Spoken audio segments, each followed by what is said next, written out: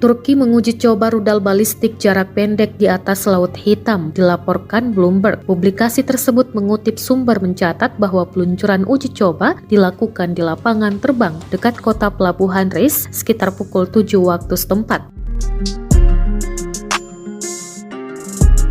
Roket itu terbang sekitar 560 km dan jatuh di dekat pantai Sinop. Dilaporkan juga bahwa pengembangan roket sebagai bagian dari proyek rahasia Tipon dilakukan selama beberapa tahun.